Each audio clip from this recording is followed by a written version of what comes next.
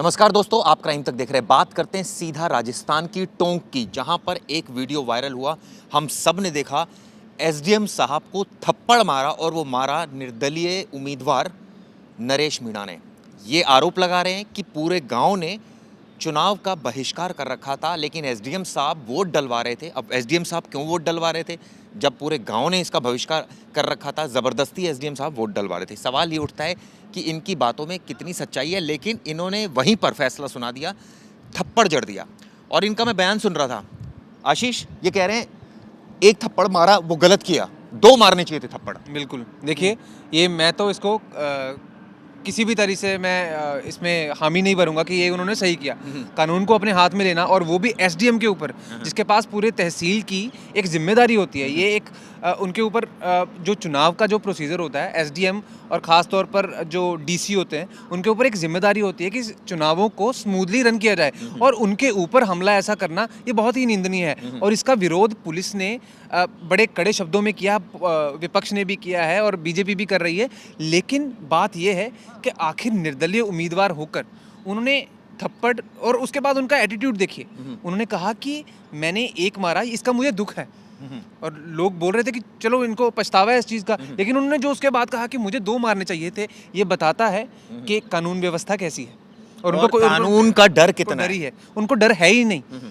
नरेश मीणा ने जो इनका बयान जो मैंने सुना, तो उनके बयान से एक एटीट्यूड झलक रहा था कि उनको कोई डर नहीं है, कि पुलिस कुछ भी नहीं कर सकती उनका। डर कैसे हो जब 23 मुकदमे पहले ही दर्ज हैं? एक मुकदमा हो, दो हो तो माना जा सकता है कि चलिए प्रशासन ने आपके खिलाफ गलत मुकदमे दर्ज कर लिए। 23 मुकदमे, तो ऐसे में अब ये भी मुकदमे दर्ज होंगे। एक मुकदमा दर्ज होगा एसडीएम को थप्पड़ मारने का, एक दर्ज होगा जो उसके बाद कानून और व्यवस्था खराब हुई। दोस्तों, हुआ क्या कि जब थप्पड़ पड़ गया, उसके बाद बवाल मच गया पूरे टोंक में। और बवाल ऐसा मचा, कई गाड़ियां फूंक दी, घरों में तोड़फोड़ कर दी। कई सारे जो बाइक्स थी, छोटे वाहन थे, करीबन 80 से ज़्यादा वाहनों को एक तरह से कहा जाए तहस नहस कर दिया गया। आगजनी हो गई, पुलिस को लॉ एंड ऑर्डर का इशू वहाँ पैदा हो गया और वहाँ पर एक्स्ट्रा फोर्स बुलानी पड़ी। सवाल ये उठता है कि थप्पड़ मारने का राइट किसने दे दिया किसको? किसी के पास भी नहीं है, और वो भी एक गवर्नमेंट ऑफिसर के ऊपर। एसडीएम एक बहुत ऊंची पोस्ट होती है, और इन्होंने उस पर थप्पड़ मारा। लेकिन ये कहानी यहाँ पे ख़त्म नहीं होती। उसके बाद जो इन्होंने हरकतें की, ये उससे भी ज़्यादा निंदनीय है। पुलिस जब इनको पकड़ने गई, जब उनको पता चला कि निर्दलीय उम्मीदवार ने थप्पड़ मारा, पुलिस उनको पकड़ने गई। इनके जो नरेश मीणा थे, इनके जो समर्थक थे, वो गांव में इनको घेर के बैठे थे। वो आसपास के गांव में, खेतों में घेर के बैठे थे कि जब पुलिस आएगी हम आगजनी करेंगे। एक चीज़ बताइए, एक वीडियो हम देख रहे हैं, उसमें ये थप्पड़ मार रहे हैं, वहाँ पर पुलिसकर्मी मौजूद हैं, उसी समय अरेस्ट कर लेते, पकड़ लेते।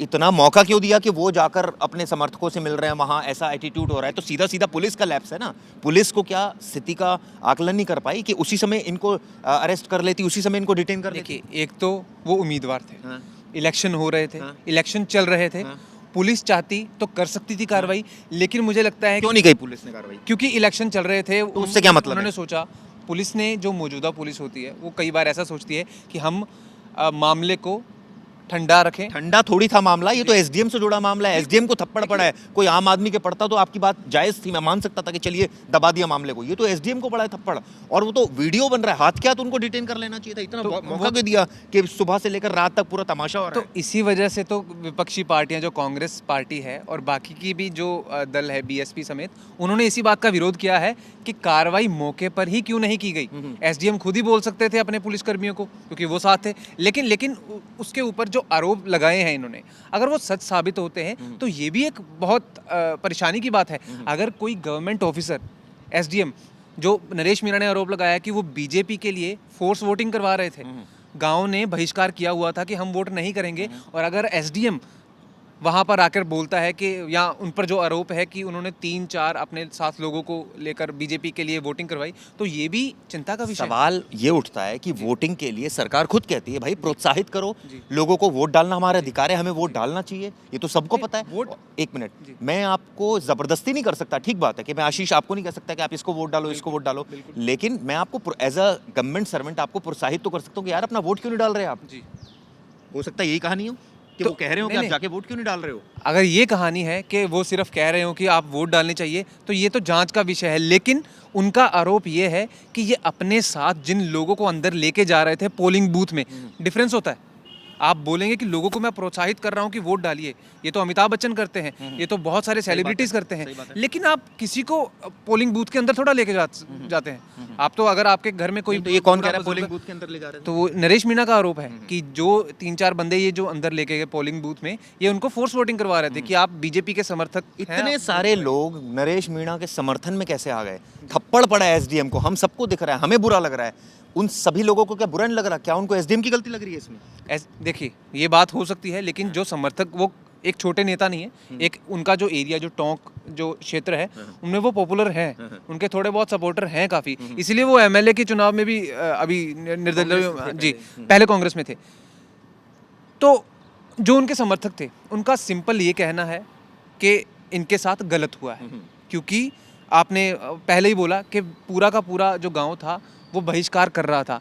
तो उनके कई सपोर्टर ऐसे गांव में हैं, जैसे जिस गांव की आपने घटना बताई, वो जो गांव है, वो वहाँ उनियाना गांव, वो माना जाता है इनका ही समर्थक, कि वो वहाँ पर इनकी काफ़ी पैठ है, और उस गांव में अगर ये वाली घटना हो रही हो तो ऑब्वियसली बात ये है कि ये उस विरोध तो करेंगे। लेकिन सवाल एक और भी तो है, आपने कहा बहिष्कार किया है, जी कई बार होता है सरकार कहती है भारत बंद है, जी। तो क्या सारा भारत बंद हो जाता है? बहुत सारे ऐसे लोग होते हैं जो मानते ही नहीं है सरकार की बात, वो कहते हैं नहीं हमारा अपना व्यू पॉइंट है, हम क्यों आपकी बात को माने। फॉर एग्जांपल ये नेता होंगे ज़रूर, वहाँ के अब अच्छे नेता हैं, वहाँ अच्छे नेता तो नहीं कहूँगा, लेकिन नामी नेता है, मैं इसको ये कहूँगा, अगर ये अपील कर रहे हैं कि वोट का बहिष्कार कर रहे हैं, तो जरूरी तो नहीं कि सारे लोग इनसे सहमति रखते हैं। बिल्कुल सहमति नहीं वो तो आपका, देखो, फ्रीडम ऑफ जो राइट है आपका, तो वो तो आपका अपना मताधिकार है ना, आप करें ना करें उसको प्रयोग, लेकिन प्रमोट तो सरकार करती है कि आप वोट का प्रयोग करें। वही तो प्रमोट कर हाँ, रहे हैं वो। तो इनका ये कहना है कि एसडीएम ने गलत किया है, इनको ये दिक्कत नहीं है कि लोग वोट डालें या ना डालें, वोट जिसकी मर्जी है वो डाले, लेकिन इनका ये कहना है कि जिस क्षेत्र में लोगों ने बहिष्कार की अवहेलना की है कि हम बहिष्कार करेंगे, उस क्षेत्र में आकर एसडीएम लोगों को पोलिंग बूथ में लेके जाकर एज अ एसडीएम वहाँ जो चुनाव अधिकारी है, इलेक्शन कमीशन अपॉइंट करता है, वो वहाँ का सबसे बड़ा अधिकारी है, उसका राइट है ये बोलना कि भाई आप वोट डालिए जाकर, वो राइट है। आपने बोला अमिताभ बच्चन भी, तो उसी कैपेसिटी में वो भी एक गवर्नमेंट सर्वेंट है, सीनियर गवर्नमेंट सर्वेंट है, अगर वो बोल रहा है आप जाकर वोट डालें, तो क्या गलत बोल रहा है वो? बिल्कुल नहीं गलत बोल रहा। मैं तो उनका साथ ही नहीं दे रहा। नरेश मीणा ने जो किया है वो सरासर गलत किया है, लेकिन मैं ये कह रहा हूँ कि जो एसडीएम के ऊपर आरोप हैं उनको बिल्कुल इनकार नहीं करना चाहिए कि एसडीएम बिल्कुल दूध के धुले, वो सरकारी उनकी पोस्ट है, उनके पास एक ओहदा है, लेकिन हमने कई बार देखा है बहुत सारे नेता मंत्री पद में रहते हुए कोई ऐसा भ्रष्टाचार का आरोप उन पे लगते हैं, उन पे कई आरोप लगते हैं, तो क्या उनको फ्री राइट मिल जाता है क्या? वो कुछ भी कर सकते हैं। आरोपों की बात आशीष ने की, तो एक आरोप बताता हूँ। आरोप एसडीएम अमित चौधरी पर ये लगा है कि उन्होंने, जब वो पहले एसडीएम थे, तो उन्होंने दलित महिला के साथ दुर्व्यवहार किया था, और यही बात आज नरेश मीणा ने भी बोली। नरेश मीणा ने भी यही की है कि जब अगर वो दलित महिला के साथ बदसलूकी कर सकते हैं तो ये क्यों नहीं कर सकते? अब मैं ही ये सवाल आपसे पूछता हूँ, क्या एक एसडीएम रहते हुए अगर उन पर ये आरोप है कि उन्होंने दलित आप थप्पड़ का सपोर्ट कर रहे हैं? बिल्कुल नहीं कर रहा मैं। फिर आप क्या कहना चाह रहे हैं? मैं ये कहना चाह रहा हूँ कि गलती एसडीएम की भी है? नहीं, मैं ये कह रहा हूँ कि नरेश मीणा पर तो जो कार्रवाई होनी चाहिए वो तो होनी ही चाहिए, लेकिन एक लोकतांत्रिक देश में अगर किसी पे आरोप लगते हैं कि वो फोर्सफुली वोटिंग करवा रहा है, और वो भी एक पार्टी के लिए, जो नरेश मीणा का आरोप है कि वो बीजेपी सब, हाँ, तो उसकी जांच होनी चाहिए। मैं नरेश मीणा का सपोर्ट नहीं कर रहा कि उन्होंने अच्छा किया गलत किया, लेकिन उसकी जांच होनी चाहिए कि जो एसडीएम ने किया वो भी सही नहीं है, अगर उन पर आरोप जो साबित होते हैं। नहीं, अगर साबित होते हैं ना, तो अगर मान लीजिए जो आरोप है अगर ये फर्जीवाड़ा हो, ये सिर्फ कि दलित महिला के साथ दुर्व्यवहार की, ऐसी कोई बात ही नहीं हो, और जो दूसरा आरोप अब लगा रहे हैं ये भी नहीं हो, फिर देखिए, फिर तो मुझे लगता है कि नरेश मीणा को ही दोष देना चाहिए। एसडीएम के, देखिए, एसडीएम की जो बात हम कर रहे हैं वो सेकेंडरी है इस वक्त। एसडीएम के जो आरोप है वो ये भी हो सकता है कि अपनी फेस सेविंग के लिए नरेश मीणा कह रहे हो, अपने ऊपर जो इनके ऊपर आरोप है उसका ध्यान भटकाने के लिए ये आरोप लगा रहे हो। तो मैं एसडीएम को इस वक्त सेकेंडरी मान रहा हूं। को तो कोई थप्पड़ का बिल्कुल, देखिए, अगर यहाँ पर मान लो हम नोएडा में बैठे हैं, यहाँ पर वोटिंग हो रही हो, एक पार्टी का जो प्रत्याशी है वो दूसरी पार्टी के प्रत्याशी पर कुछ आरोप लगाकर थप्पड़ मार दे, तो ये कहाँ का न्याय है? ये गलती उसकी हो, गलती किसी की भी हो, लेकिन वॉयलेंस का कहीं पे भी स्थान नहीं है डेमोक्रेसी में। आशीष का कहना है गलती किसी की भी हो, यानी गलती किसकी है ये पहले जांच होनी चाहिए इस पूरे मामले में, कि अगर इस मामले में जो नरेश मीणा कह रहे हैं, क्योंकि बहुत सारे सपोर्टर उनके फेवर में भी आए, हिंसा करी वो जायज़ नहीं है, लेकिन उनकी बात की जांच होनी चाहिए, जो वो बात कह रहे हैं। दूसरा, थप्पड़ का जाहिर तौर पर हर कोई विरोध कर रहा है, लेकिन इसके उलट नरेश मीणा ने तो ये तक कह दिया कि गलती हो गई, एक थप्पड़ मारा, 2 मारने चाहिए थे थप्पड़। बिल्कुल गलत, बिल्कुल गलत। हम एज अ जर्नलिस्ट भी इस चीज़ को कंडेम करते हैं कि ऐसी किसी भी सभ्य नेता को ऐसी बयानबाजी से बचना चाहिए। वो एक अफसर हैं, अगर आप अफसरों पर ही ऐसे वो करेंगे कि इनको एक नहीं 2 थप्पड़ मारने चाहिए, तो आप पर जो आपकी सिक्योरिटी में जो लगे हैं पुलिस मुलाजिम, तो अगर वो आपके मारे थप्पड़।